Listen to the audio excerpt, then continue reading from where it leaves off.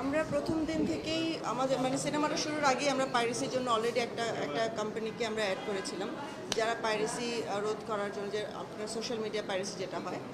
তো সেটার জন্য আমরা আমাদের যত ভালো ভালো ফুটেজ যেগুলো ছিল এটা অটোমেটিক্যালি নেমে যাচ্ছে।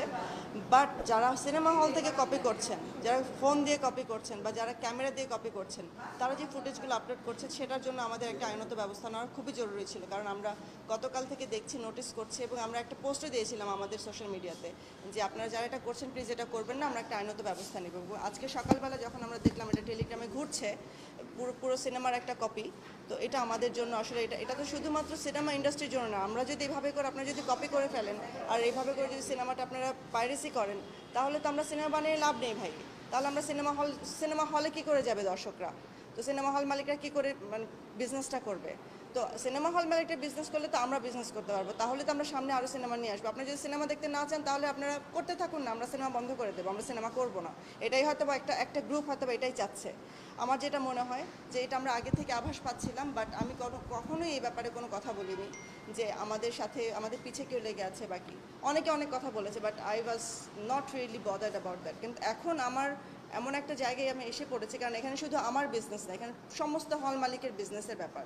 এখানে শত শত লোকের বিজনেসের উপর তাদের ফ্যামিলি জড়িত। এখানে আপনারা যেটা করেছেন খুবই খারাপ করেছেন। এখন আমাদের এছাড়া আর কিচ্ছু করার নেই। আমরা অলরেডি একটা জিডি করেছি, আমরা একটা মামলা করছি সাইবার ক্রাইম ডিপার্টমেন্টে। যারা এটা করেছেন তাদের বিরুদ্ধে কঠোর ব্যবস্থা নেওয়া হবে। আপু, আমরা দেখেছি এরকম কি কোনো গ্রুপকে আমরা সন্দেহ করেছেন কিনা, যেহেতু মামলা করেছেন, এরকম কোনো কিছু উল্লেখ করেছেন? স্পেসিফিক নাম তো আমরা এখন বলতে পারবো না, কারণ যেহেতু এক একজন এক এক গ্রুপ থেকে এক একজন বিভিন্ন নামে করছে।